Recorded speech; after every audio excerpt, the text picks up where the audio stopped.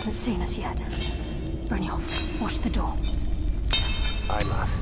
Nothing's get by me. Climb down that ledge.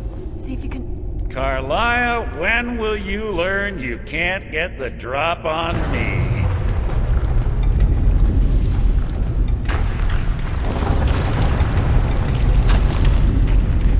When Brynjolf brought you before me, I could feel a sudden shift in the wind.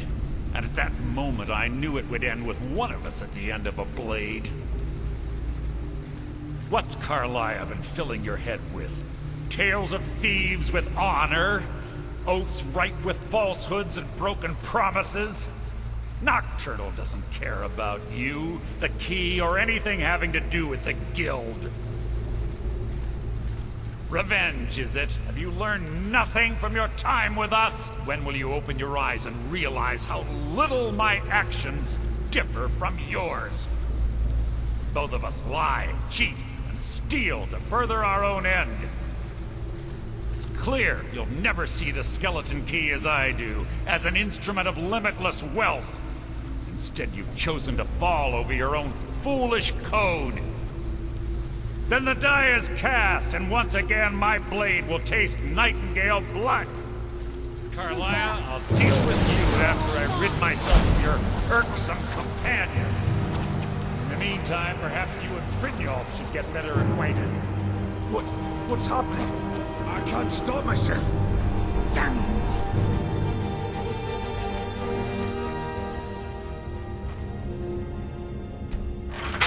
Feeble attempt to hide is insulting.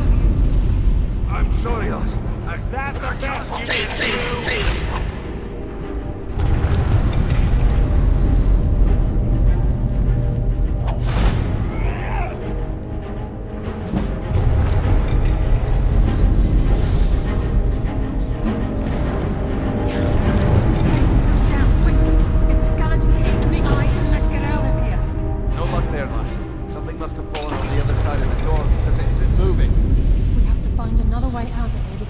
Fills with water.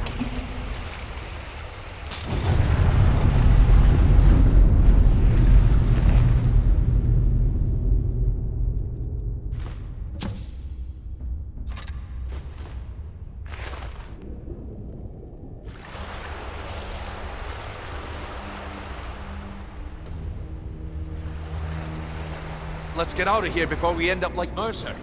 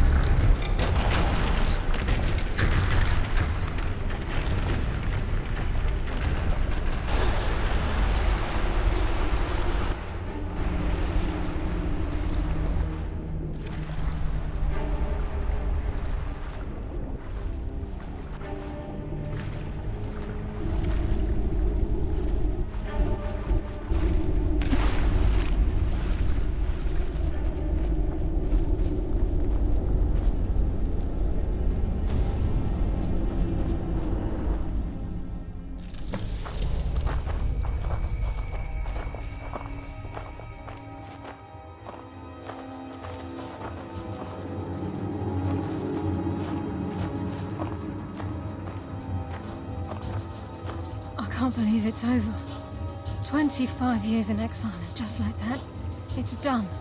All that remains is to ensure the safe return of the skeleton key. I'm afraid it's not that simple. When the skeleton key was stolen from the Twilight Sepulchre, our access to the inner sanctum was removed. The only way to bring it back would be through the Pilgrim's Path. It wasn't created for the Nightingales. It was created to test those who wish to serve Nocturnal in other ways. As a consequence, I have no knowledge of what you'll be facing. Brynjolf is needed back at the Thieves' Guild to keep order while you're away. And I can't bear to face Nocturnal after my failure to protect the key. I'm afraid you'll have to face the end of your journey alone. Take this with you. I'm not certain if it will help within the walls of the Sepulchre, but I certainly don't need it as much as you. I've had this bow almost my entire life, and it's never let me down. I hope it brings you the same luck. I've been a Nightingale for a very long time. I sold my allegiance to Nocturnal in exchange for many profitable years of thieving. Falling in love with Gallus was wrong. It was a distraction that allowed the Sepulchre to be desecrated, and it likely cost him his life. Until the key is returned, I will never set foot inside that place again. The conduit to Nocturnal's realm, the realm of Everglow, has been in Skyrim, well, longer than recorded history. The Twilight Sepulchre was constructed around it by Man and Myr in order to shield it from those who would exploit its power. It's through this conduit that we're given Nocturnal's greatest gift, our luck. What she gains in return is a complete mystery. Even though Nocturnal doesn't desire worship in the traditional sense, the Twilight Sepulchre propagated a small group of priests. Of course, they'd never come into direct contact with Nocturnal, but they insisted they had her favor. As part of their duties, the priests created all sorts of baseless rituals and ceremonies, all on Nocturnal's behalf. These priests weren't a threat to the Skeleton Key, or the conduit to Nocturnal's realm, so they were tolerated.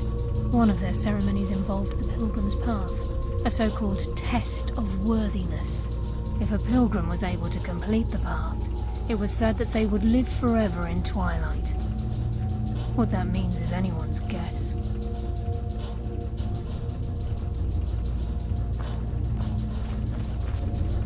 Sorry, lad. I've got important things to do. We'll speak another time.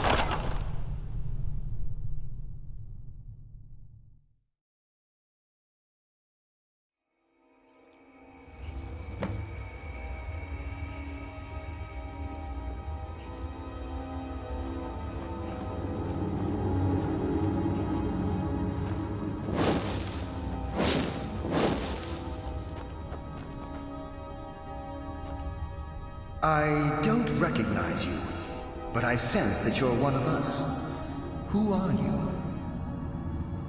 The last of the Nightingale Sentinels, I'm afraid. I've defended the Sepulchre alone for what seems like an eternity. We were betrayed by one of our own kind. In fact, I'm to blame for what's happened here. I was blinded by dark treachery masquerading as friendship. Perhaps if I had been more vigilant, then Mercer Frey wouldn't have lured me to my fate and stolen the skeleton key. I haven't heard that name in a long time. How do you know of me? The key! You have the skeleton key! I never thought I'd see it again. And Mercer Frey? Then it's over, and my death wasn't in vain. I owe you a great deal, Nightingale. Were I able to provide it, I'd shower you in wealth for what you've done. My only regret is that you had to undertake this task alone. Carlia? She's still alive? I feared she'd befallen the same fate, ending up a victim of Mercer's betrayal.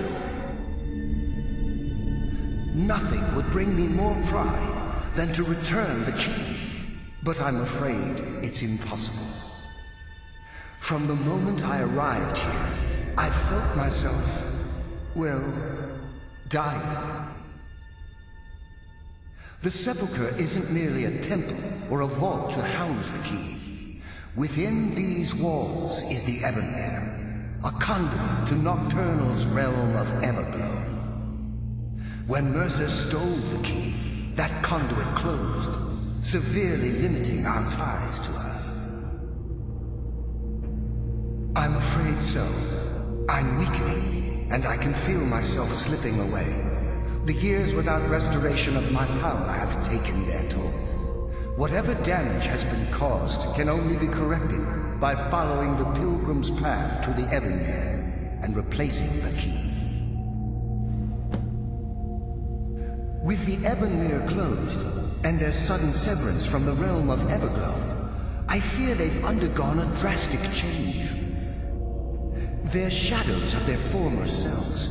They no longer remember their true purpose or their original identities. My spirit didn't manifest itself in the Sepulchre immediately, so fortunately I wasn't present when the Ebonmere was sealed. However, ever since that day, I've felt my power waning, slowly draining away. Whatever is affecting the Nightingale Sentinels is starting to affect me too. As I get closer to the Ebonmere, I begin to feel myself slipping away. Even right this moment, I feel strange, when I don't think I should be feeling anything at all.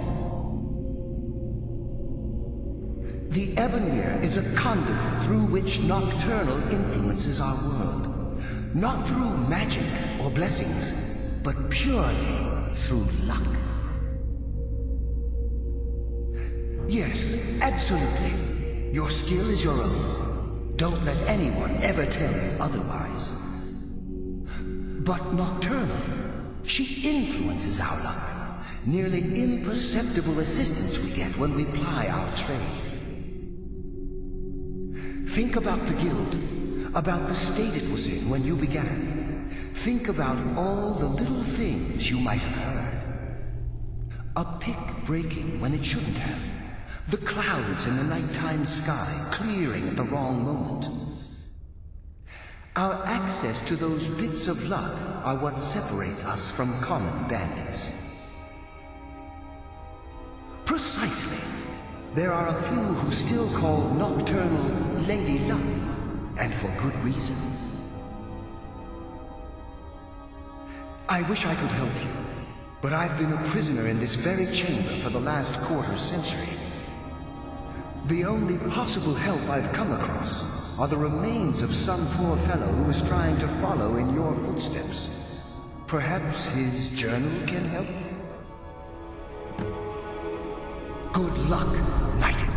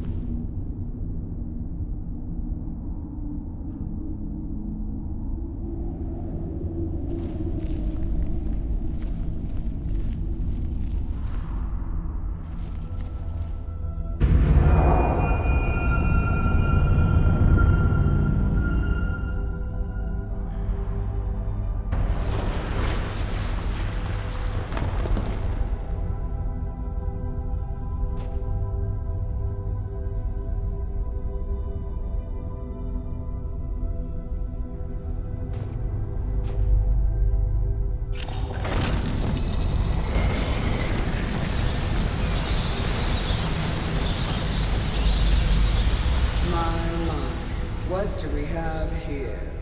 It's been a number of years since I've set foot on your world. Or perhaps it's been moments.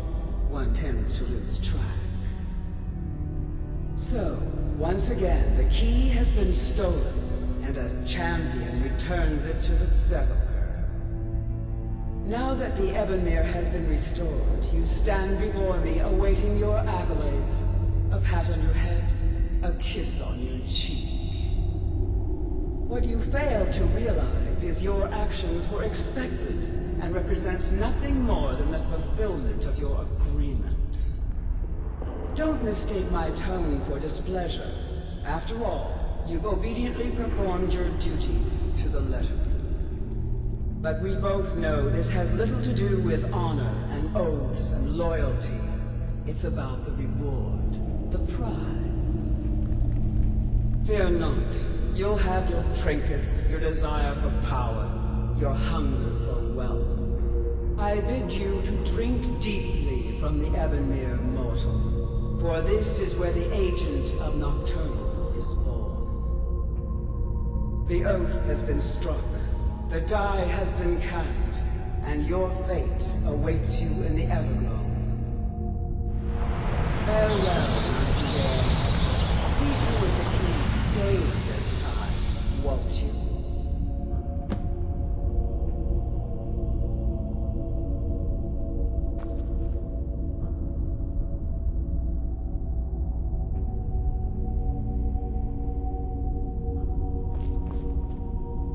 I'm glad you were able to bring the key back safely. Nocturnal seemed quite pleased with your efforts. I wouldn't take that to heart. It's her way.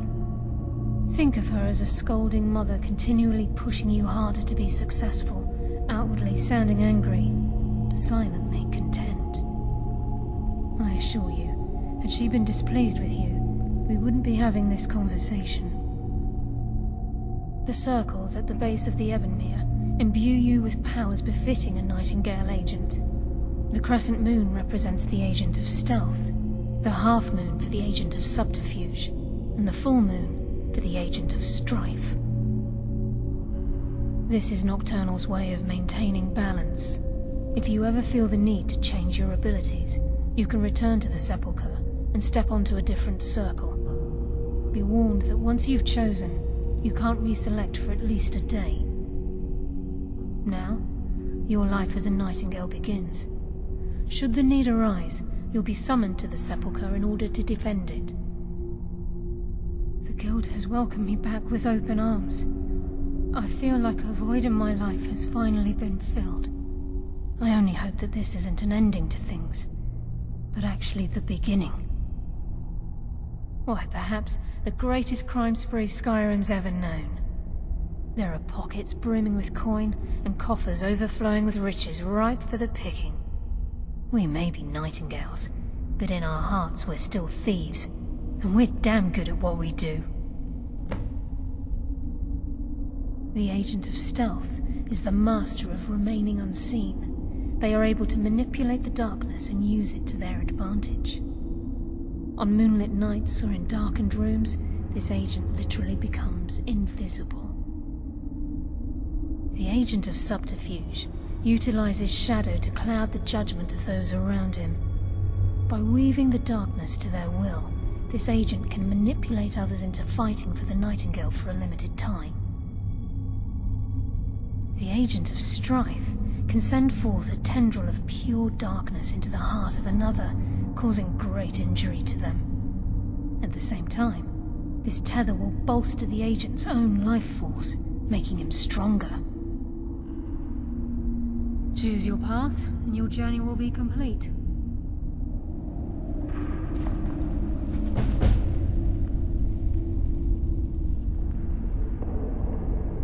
Carlisle? Gallus!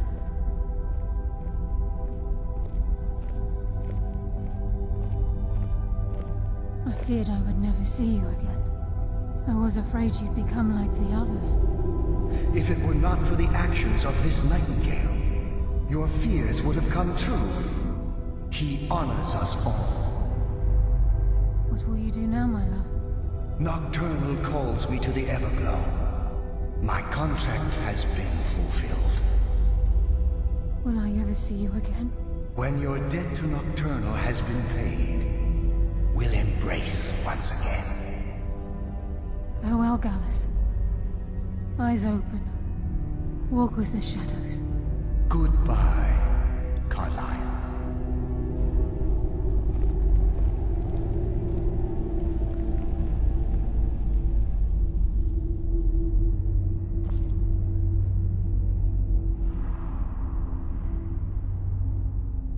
Yes, Nightingale?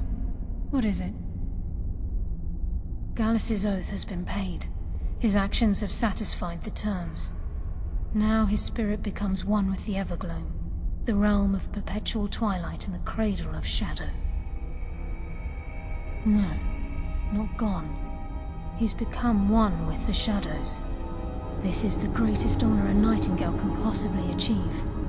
In death, he's become a part of that which we used to live. Absolutely. When we say, walk with the shadows, we are asking those Nightingales who have passed on to protect us. It's believed that they are literally what guides our uncanny luck, by placing their hands in ours. That's why the Ebonmere needed to be reopened. Without it, there's no way Nocturnal was able to allow them through. I've decided to make my home at Nightingale Hall. Since it's your home as well, I hope to see you and Brynjolf there. Of course, I may visit some of Skyrim's cities to acquire things from time to time. Can't afford to get rusty now, can we? If this place is in danger ever again, the shadows will call. Should the need arise, a portal connects the Sepulchre and Nightingale Hall. Use it whenever you wish. Farewell. Eyes open, and walk with the shadows.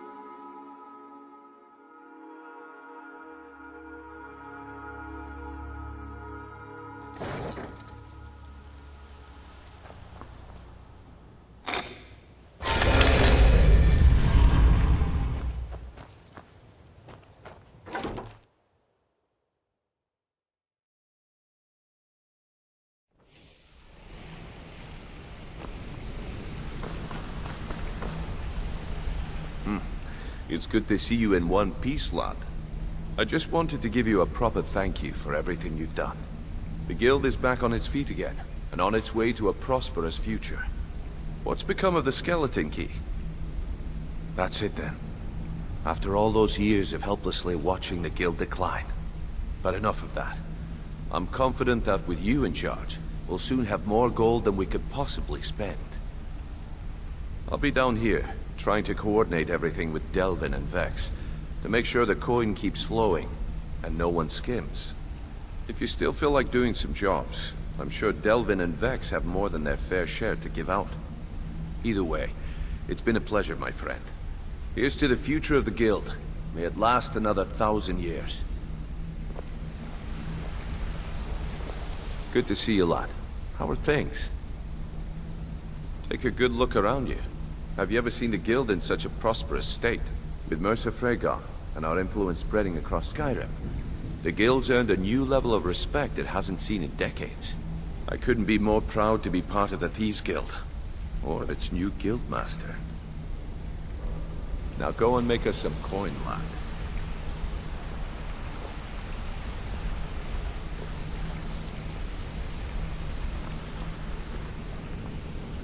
If you need pickpocket training, just let me know.